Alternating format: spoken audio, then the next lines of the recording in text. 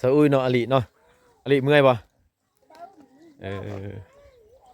งานดองเนี่ยนะมันเป็นงานดองของพระเจ้าถือศาสนาคริสต์เด้อท่านผู้ชมดุยแต่ภาษาลาวเอิ้นว่าข้าวเปียกตัวร้ายนี่ก็เป็นฮีตนั่นหนึงอีกได้ท่านผู้ชมพระเจ้าปะบ่ได้แท้มีงานหยังก็ได้สิเป็นงานดองงานระปืบขึ้นเฮือนใหม่อีหยังก็ได้คือว่าปะบ่ได้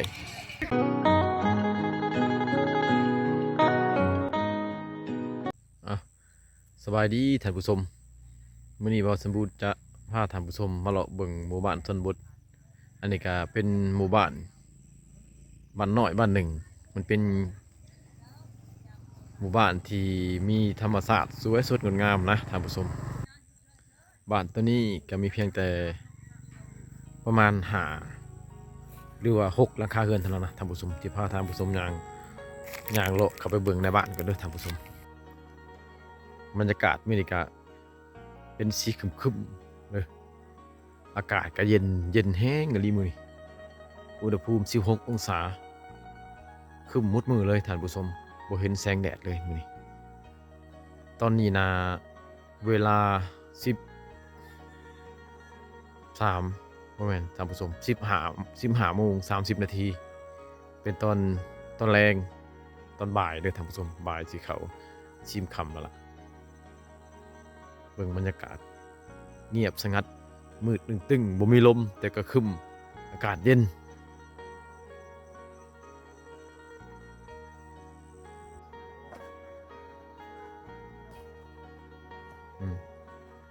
เบิ่งสัตว์เลี้ยงเขาเจ้านะท่านผู้ชมหมูคุ้นขนาดมันเห็นคนมันก็ย่างมาใส่เลยมันแบบบ่ยานเลยนะเพราะว่าเจ้าของเขาเจ้าเคยปล่อยเลยก็เกลือมันแบบสบายนะ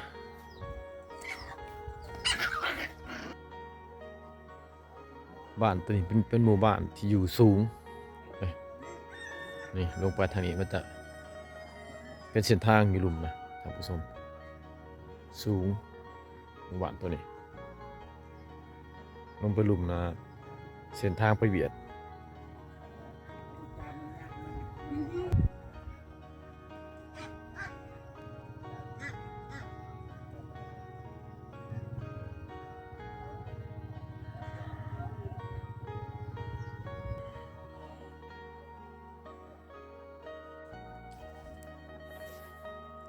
วันชวนพี่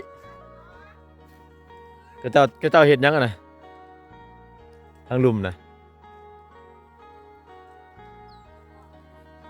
อยู่เฮือนหลุมนะก็เจ้าเห็นระแบงแม่นวะเอออีดวิแหละระแบงนะโอ้ยวนเนี่ยเนาะละอันเลี้ยวบ่หรือยวนโอ้เพิ่นเอามีดองเด้อท่านผู้ชมอยู่หลุมแต่ว่าเฮือนดองหั่นคือสิแม่นเฮือนหลังหลุมพุ่นล่ะท่านผู้ชมเพราะว่าได้ยินเสียงเขาเจ้าโซกันอึดๆอยู่แต่ว่าบ่มีเครื่องครบเครื่องงานดอกที่พาท่านผู้ชมย่างไปเบิ่งเขาเจ้าจัดงานดองเลยมื้อนี้คือว่าเหมาะสมล่ะท่านผู้ชมคือว่ามาบ่เสียเที่ยวมาเจองานดองเสยนั่นน่ะคิดว่าสิมาท่านผู้ชมมาเลาะเบิ่งวิวธรรมชาติเบิ่งหมู่บ้านชนบทแต่ว่ามาก็เจอดองก็โอกาสก็ถือว่าโชคดีอีกอันหนึ่งได้เห็นท่านผู้ชมได้เบิ่งก็จะกินดองนะของชนเผ่าบลู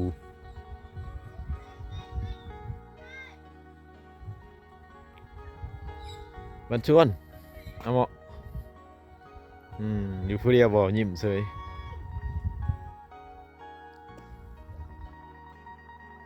ผู้ท่านผู้ชมเพื่อนลังลุ่มผู้ก็จะเห็นดองว่าสมบูรณ์สิพาท่านผู้ชมย่างไปเบิ่งก่อน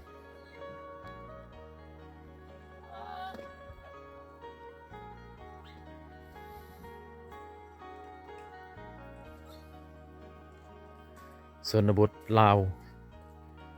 หมู่บ้านนี่นะหรือว่าเขตนี่นะท่านผู้ชมอากาศหนาวแก่ยาวประมาณ4 เดือนนับตั้งแต่เดือน10 จนฮอดเดือนเดือนเดือน2เด้อท่านผู้ชมเดือน2หรือว่าเดือน3พุ่นล่ะ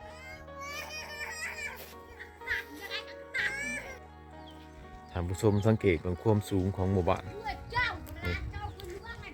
ลงไปทางหลุมนะเป็นน้ำเซนี่น้ำเซอันโตเส้นทางที่ท่านผู้ชมเห็นนะมันเป็นเส้นทาง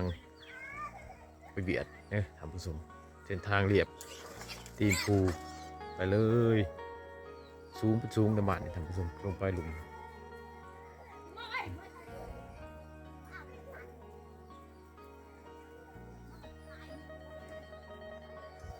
พูนงานดองท่านผู้ชมอยู่หลุมพูนงานดองแต่ว่าบ่มีเครื่องขบเครื่องงานคนก็คือวัวลายปานใดท่านผู้ชมเพราะว่าก็จะเห็ดแบบน้อยๆนั่นนะเป็นงานแบบน้อยๆก็จะเห็ดแบบมัดแขนซื่อๆนะก็จะไปจัดใหญ่อยู่เฮือนของอีกฝ่ายอยู่บ้านเวียดพุ่นละท่านผู้ชมเพราะว่าบางก็จะไก่แสดงก็จะเอากับคนเวียดนามนะ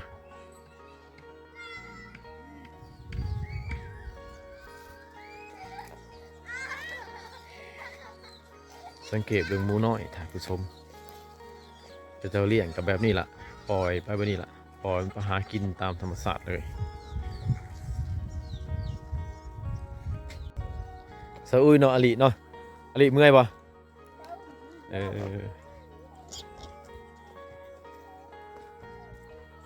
เลี้ยงแบบง่ายๆปล่อยตามธรรมชาติปล่อยน้ำบ้านหากินเอง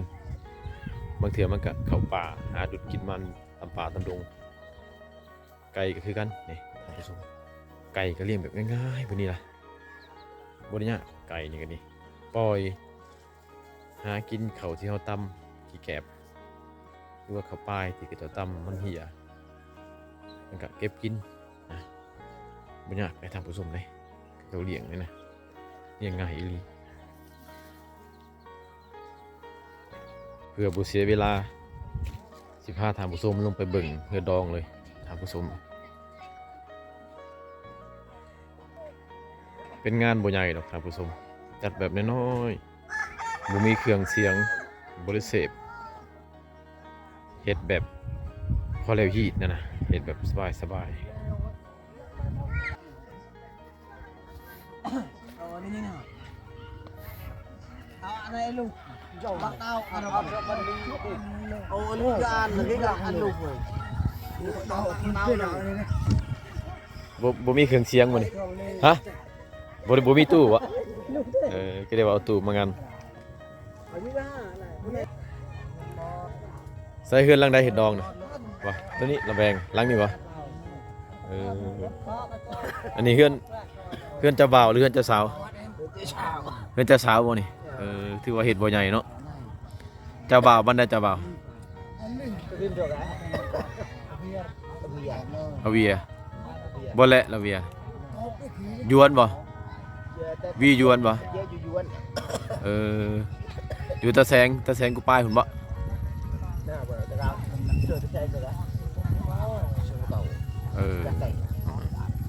อันนี้เป็นเรือนของเจ้าสาวเด้ท่านผู้ชมนี่เรือนเจ้าสาวเรือนเจ้าบ่าวเขาอยู่ฝั่งเวียดพุ่นนะเกิดเพิ่นเอาผัวอยู่เวียดก็บ่ได้คบได้งานหยังเพราะว่าเศรษฐกิจเพิ่นก็บ่ดีปานใดนะท่านผู้ชมก็จัดตามได้ตามมีพอให้เรียบอีเตอพองนะเดี๋ยวนี้นะมีสัญญาณแล้วได้ท่านผู้ชมเขตนี่ได้แต่ก่อนนั้นยังบ่ทันมีสัญญาณแต่เดี๋ยวนี้มีแล้วได้สัญญาณมากะหลายเดือนเติบแล้วได้ไฟฟ้าก็เริ่มได้แล้วท่านผู้ชมสัญญาณก็ได้แล้วถือว่าเกือบจะครบเครื่องแล้ว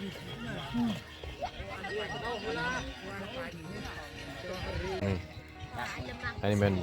เพิ่นดังไพ่ถือว่าแต่งกินขับใส่เนื้อดองกันละอันนี้เป็นยังนี่ตาดุยบ่แม่นบ่ภาษาบรูว่า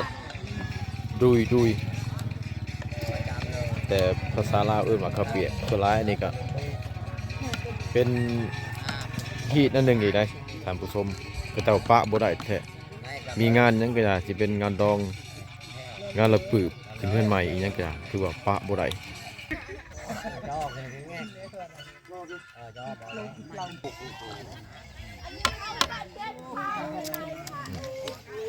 ต้มเท่ายังไงอลิบ่อลิหรือเตื้อเออชัวร์คนต้มใส่กระดูกหมูขาดบ่ได้เลยท่านผู้ชมอันเข่านี่นะมันเป็นที่เป็นคลองของกระเจ้าถ้าบ่มีเข่านี่ก็ถือว่าบ่แล้ว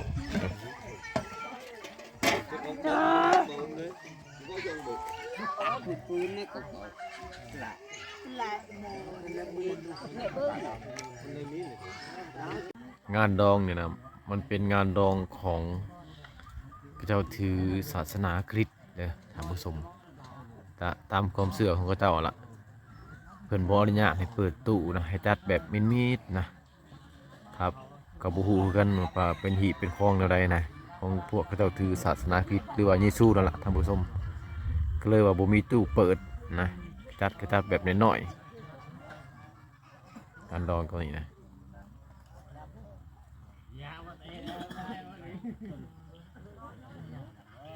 เอาจังซั่นแหละบ่สมบูรณ์สิพาถามผู้ชมย่างเข้าไปเบิ่งแล้วก็เลาะบ้านอีกหน่อยหนึงแล้วก็สิกลับถามผู้ชมย่างเลาะเบิ่งบรรยากาศบ้านนำกันอีกเบิ่งบ้านชนบทนำกันอีกเด้อถามผู้ชมเด้อ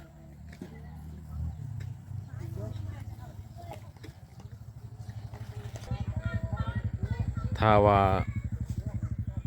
งานดองที่ว่าเขาเจ้าบ่ได้เข้าศาสนาคริสต์นะท่านผู้ชมก็จะจัดยิ่งใหญ่เลยก็จะมีการเปิดตู้วัยรุ่นกับกินเหล้าแล้วก็เต้นคือดังงานดองต่างๆที่ว่าสูเอาลงคลิปนั่นแหละท่านผู้ชมแต่ว่างานนี้นะก็จะจัดแบบเงียบๆนะท่านผู้ชมคือว่าบ่ได้หรูหราอีหยัง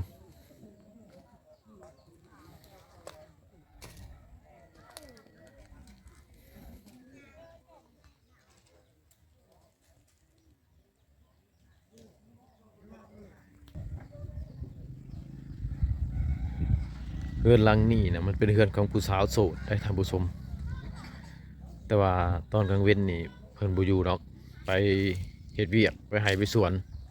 ถ้าต้องกลางคืนผู้สาวโสดในบ้านนี่จะมานอนรวมกันอยู่จุดนี้ท่านผู้ชมถ้าผู้บ่าวมาลิ้นก็ขึ้นมาลิ้นอยู่นี่แหละ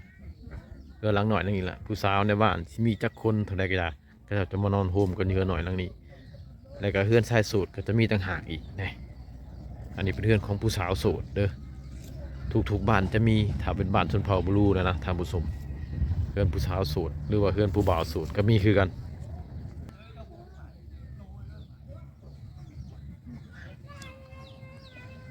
ตอนนี้ก็คือว่ามีฝนฟอยลงมาเลยท่านผู้ชม